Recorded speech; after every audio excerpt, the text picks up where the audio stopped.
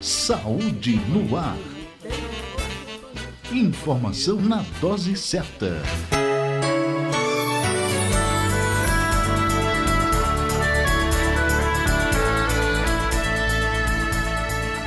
Olá para você que sintoniza o Saúde no Ar, a sua dose diária de informação para uma vida melhor. Aqui no Saúde no Ar você tem dicas, informações e orientações para que você possa cuidar do seu maior patrimônio, que é a sua saúde. Eu sou Patrícia Tosta. A partir de hoje, a partir desse momento, estaremos juntos e a partir de hoje vamos estar com uma programação especial para você, porque estamos vivenciando a Semana do Diabético. Então, uma semana inteirinha de informações e orientações para você que tem diabetes ou conhece alguém que sofre com esse problema. Essa doença silenciosa, mas que atinge muita gente. Então, com muito prazer, a partir de agora, estamos juntos no Saúde no Ar.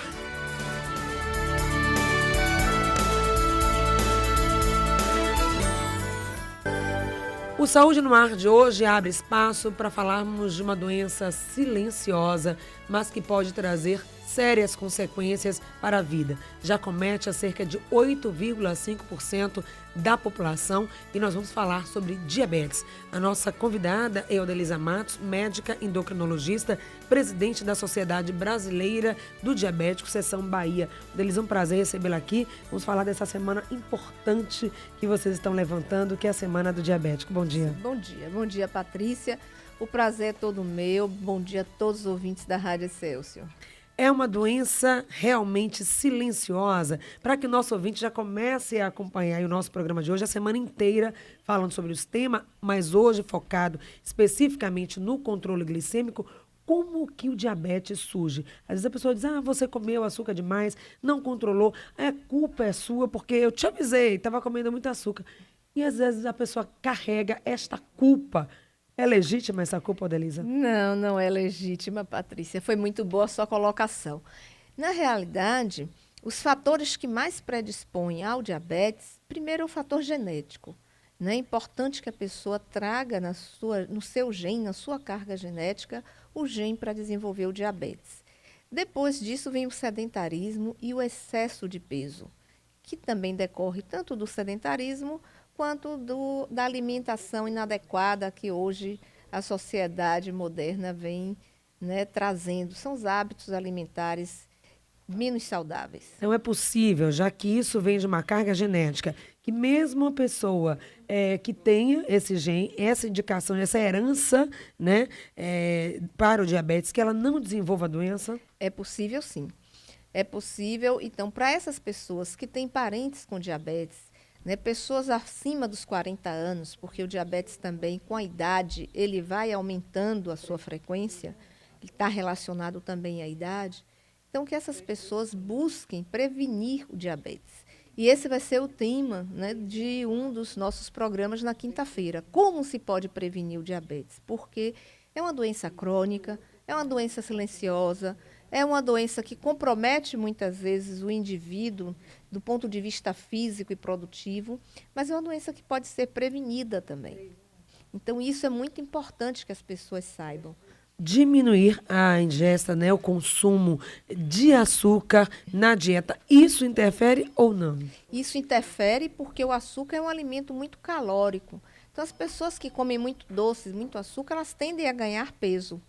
Então, assim, não é diretamente pelo comer açúcar ela não que vai ela vai adquirir ter diabetes porque comeu açúcar, mas aumentando o peso em decorrência desse comer muito doces e açúcar, E também, muitas vezes, o açúcar, dependendo do que seja o doce, ele vem acompanhado com outros nutrientes, principalmente a gordura. Agora, quem, por exemplo, come doce, tem esse hábito, gosta, não abre mão de um doce na refeição ou na sobremesa, mas mantém o peso em dia, fazendo atividade física. Esta pessoa que come açúcar, mas mantém o peso equilibrado, pode ser um potencial diabético? Muito dificilmente, no que diz respeito à questão do peso. Ele pode ser um potencial diabético considerando a história familiar. Tá bom.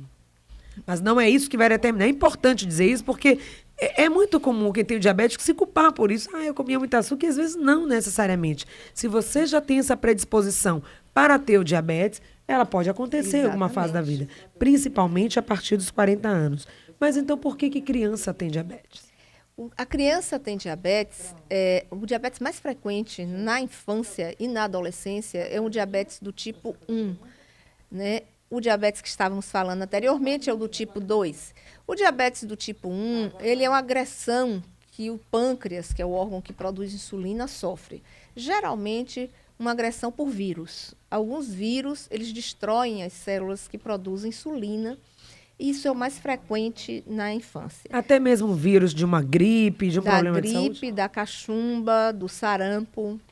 Né? Algumas têm doenças virais já bem especificadas. O da catapora. Mas também, nos últimos 10 anos, 5, 10 anos, a gente está vendo o quê? Que as crianças estão se tornando obesas. E esta obesidade infantil e a obesidade na adolescência está favorecendo o aparecimento do diabetes tipo 2 nessa faixa etária, que antes era um diabetes que a gente via só no adulto. Né? Por conta também dessa questão do descontrole do peso. Daqui a Isso. pouquinho a gente vai falar de uma forma bem simples, para o nosso ouvinte estar acompanhando. Pâncreas, insulina, glicemia, são palavras que às vezes aparecem ali naquela consulta com o seu médico, tem gente que às vezes fica voando. O que é isso, glicemia? O que o pâncreas tem a ver com tudo isso? Por que a insulina? Eu tenho que tomar insulina? Por quê? Em que momento você vai ter que tomar a insulina e como evitar que isso aconteça? Daqui a pouquinho a gente fala sobre isso, mas tem o Roberval, lá do bairro de Castelo Branco, e a Raimunda, da ilha Vera Cruz. Olá. Alô? Oi. Aqui é Roberval, Rosa de Castelo Branco. Sim, Roberval, estamos te ouvindo. Eu tô com diabetes aguda e até o pessoal tá me chamando, Roberval, cabeça, pescoço, a pele e osso. E eu tô precisando de uma medicação aí, orientando a vocês, que eu tô usando pata de vaca e pepino. E o pessoal aqui é muito extrovertido no futebol. Mas eu tô vivendo de acordo com a medicina e eu gostaria de me indicar uma forma assim, mais terapêutica para que eu participar em casa e sair do futebol, porque eu perdi, parece, 42 quilos em pouco tempo. E eu gostaria de mandar um abraço para a turma de futebol amador do São Caetano. Os amigos do São Caetano foram campeão aqui no Bela Lixo. O São Caetano foi campeão de Bela Lixo do futebol amador. Roberval, Ei. fica ouvindo então o nosso programa aí, tá? Você que está fazendo esse tratamento, usando algumas ervas, mas quer fazer um tratamento adequado do controle do seu diabetes, você que está falando de perda de peso, e daqui a pouco vamos saber mesmo da Audelisa, que é médica endocrinologista, se esse é um dos sintomas. Tem outros sinais que podem indicar a presença do diabetes, já que é uma doença silenciosa. Raimunda, olá, um abraço para toda a ilha, Vera Cruz, Itaparica, ouvindo a gente aqui no Saúde no Ar. Oi, Raimunda. Oi, bom dia, Patrícia. Bom dia. Bom dia, doutora. Bom dia, Patrícia. Raimunda. Olha, Desculpa. doutora, bom eu dia. sou hipertensa desde 30 Sim. anos. Estou com 55. Minha família, a parte da minha mãe, toda é diabética e hipertensa. Certo. Meu pai morreu de AVC, o pai de meu pai morreu de AVC, Ok. por aí vai. Sua pergunta, Raimunda. Então, eu quero saber o seguinte, a hipertensão caminha junto com o diabetes? Eu futuramente, se eu não me cuidar, ou me cuidando, eu posso ter diabetes? Tá Eu bom. tive erisipela, tive aquela ferida, o médico disse que não ia cicatrizar, mas graças a Deus cicatrizou. E ele disse, um outro médico disse que se eu tivesse açúcar alto, não cicatrizaria. Por favor, tire minha dúvida. Uma vez hipertenso, diabético, vou vir pelo rádio. Obrigada e bom dia. O que está ligado a quê? Primeiro vem a hipertensão ou primeiro vem o diabetes? Estão ligadas de mãos dadas, essas duas enfermidades crônicas que a gente está lutando aí para controlar? Estão sim. E, infelizmente, assim, a Raimunda precisa tomar muito cuidado, porque ambas enfermidades são crônicas, ambas enfermidades têm fatores genéticos e têm fatores também ambientais, como o excesso de peso, o excesso do consumo de sal, que predispõe ao aparecimento da hipertensão. Então, é preciso, sim, que Raimunda sempre esteja atenta, né, e adquira hábitos saudáveis, pratique o exercício, uma alimentação mais saudável para prevenir o E diabetes. sempre o exame que pode Exame. detectar. O exame de sangue comum, O Adelisa? exame de sangue comum, que é a glicemia. A glicemia ela é o quê? A dosagem de glicose, que é o açúcar, que aumenta no diabetes, no sangue. É quando as pessoas falam, meu açúcar tá alto, meu açúcar tá A baixo. glicose tá Na verdade, alta, é a glicose que tá baixa. alta e tá baixa. Isso, exatamente. Né? Então, o diabetes é uma doença que se caracteriza pelo aumento da glicose no sangue. Agora, o que é que está fazendo essa glicose aumentar no sangue e como que a gente pode controlar esse aumento é o que a gente vai saber já já, antes da pergunta da Noêmia, lá de Tinga. Oi, Noêmia. Caiu a ligação, eu peço que ela volte a ligar e fazer a pergunta dela aqui com a Val. Você pode fazer a sua pergunta. Se o problema do diabetes está exatamente aí, do aumento da glicose no sangue, que isso aparece no exame, como é que a gente controla, então, a glicemia? A gente controla a glicemia através de medicamentos que vão fazer atuar onde está o problema dessa glicemia aumentar. Então, a glicemia pode aumentar porque a dosagem de insulina no organismo é baixa.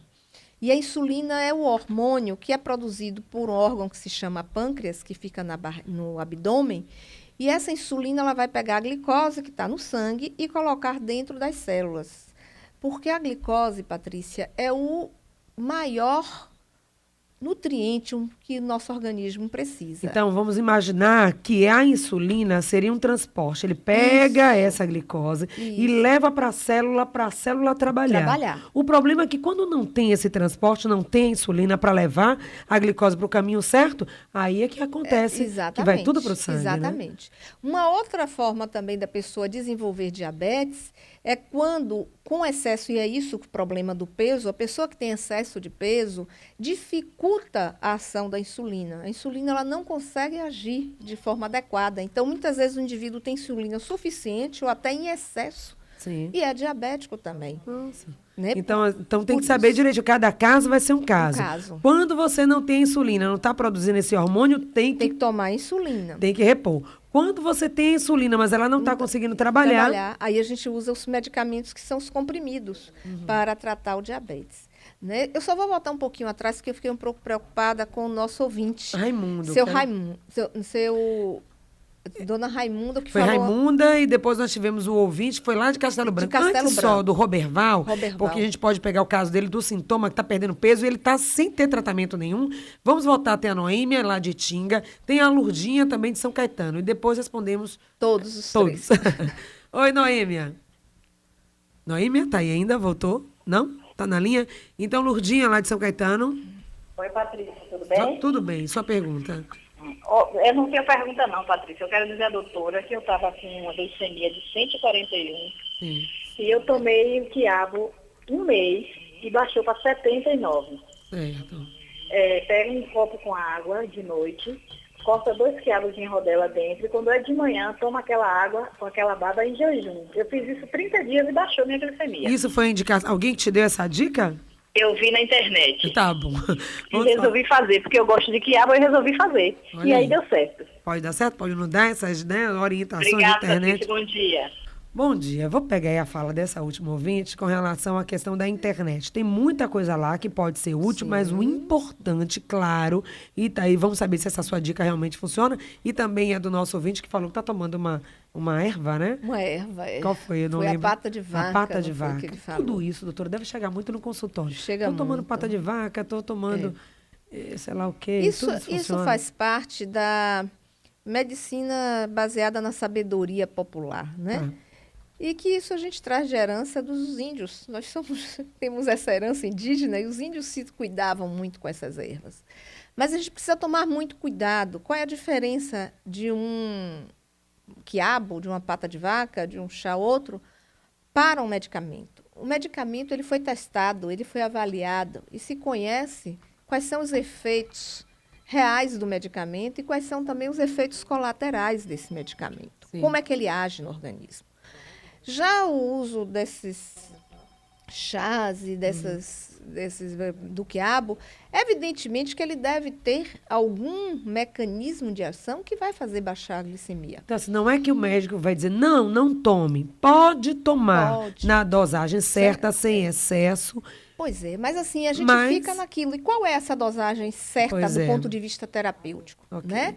O que é Tem algum efeito que pode ser indesejável Então com o estamos uso vendo uma disso saia bem frequente? justa, né? Nós não sabemos. O que é que né? faz? Então, assim, na minha prática diária, Tá. eu digo sempre ao paciente que eu não tenho uma formação técnica que diga a ele que ele use e quanto ele deve usar.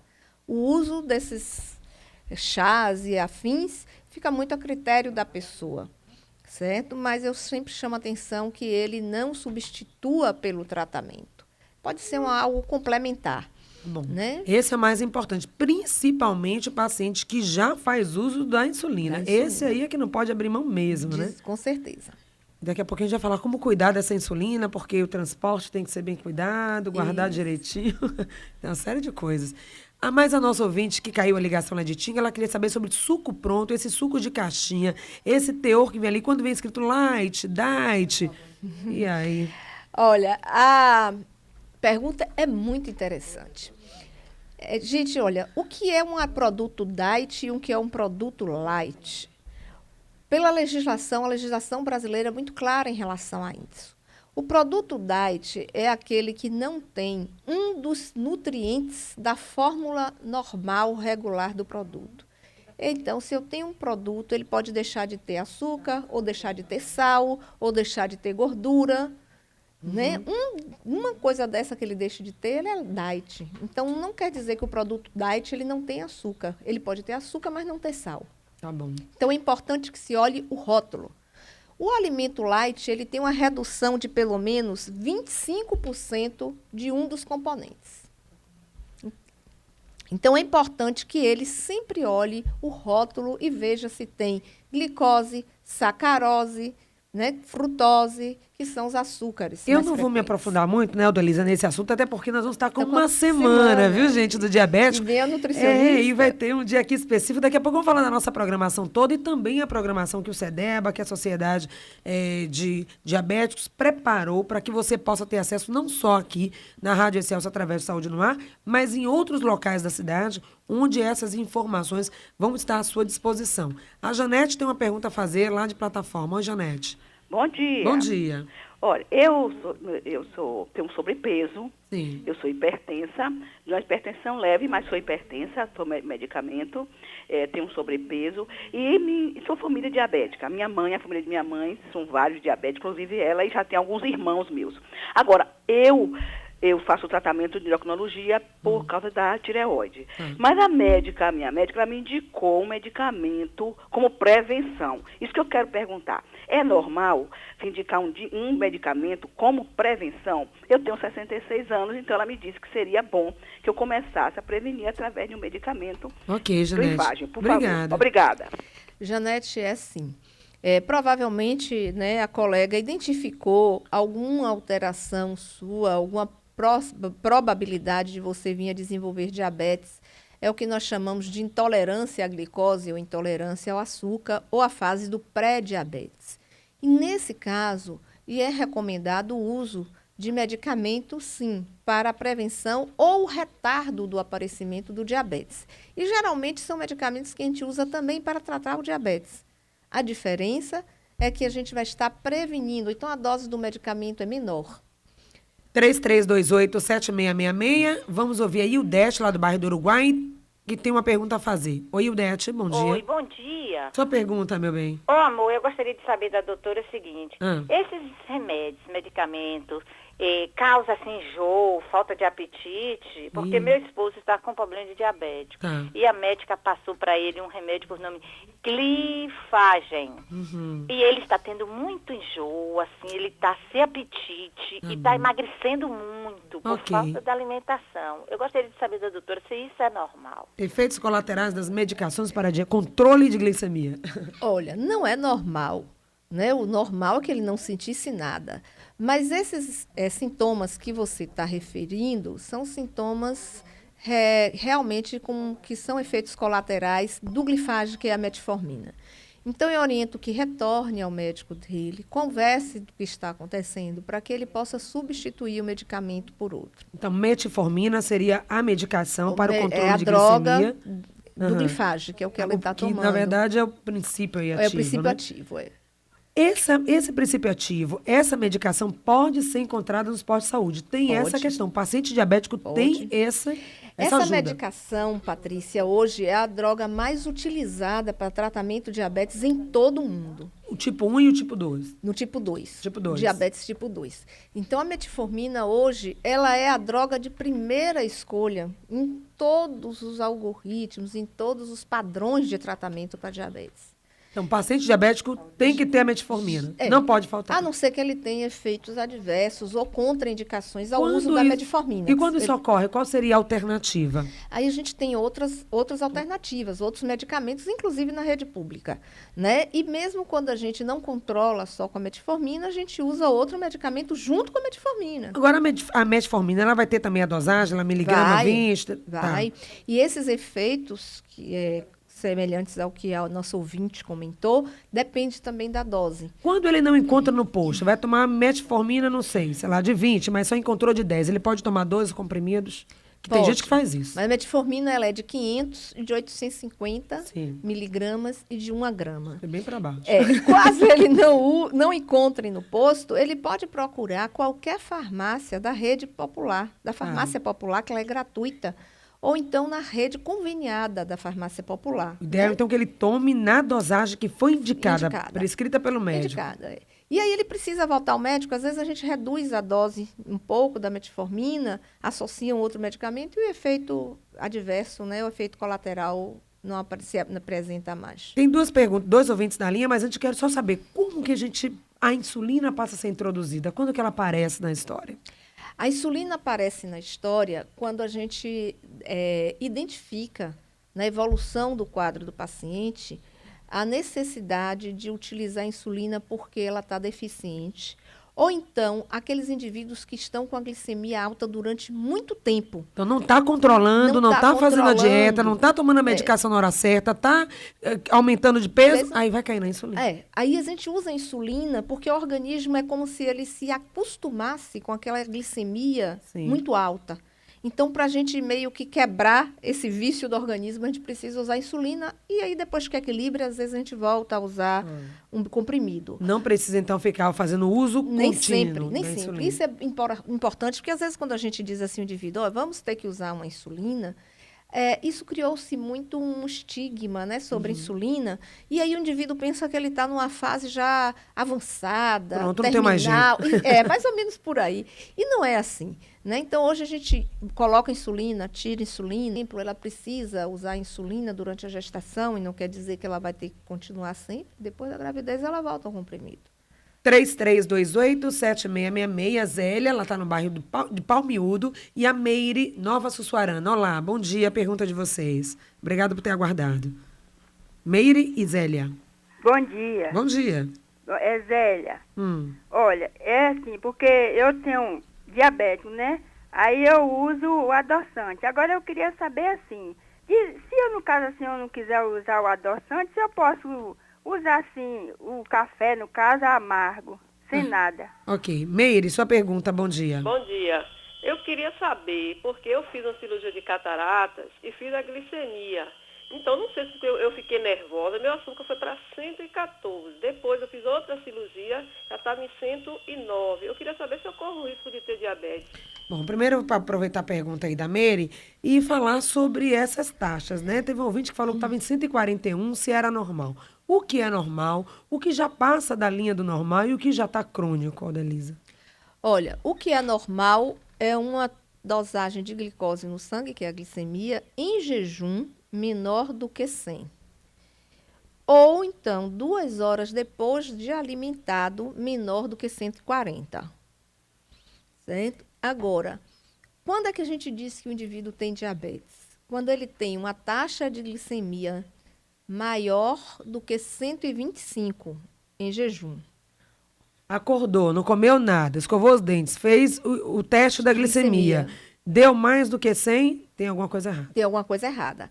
Não quer dizer que ele seja diabético. Deu mais do que 125, aí ele tem diabetes. Certo. E entre 100 e 125, é aquela pessoa que tem um risco de se tornar diabética, que ela tem um pré-diabetes. É aquela pessoa que precisa prevenir o aparecimento do diabetes, como foi o caso da nossa ouvinte há pouco tempo.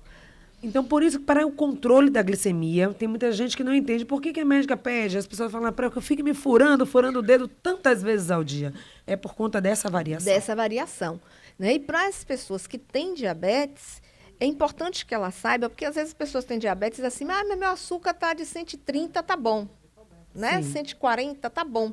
Não, o que é tá bom para a pessoa que tem diabetes? É ter o açúcar nas taxas normais da pessoa não diabética.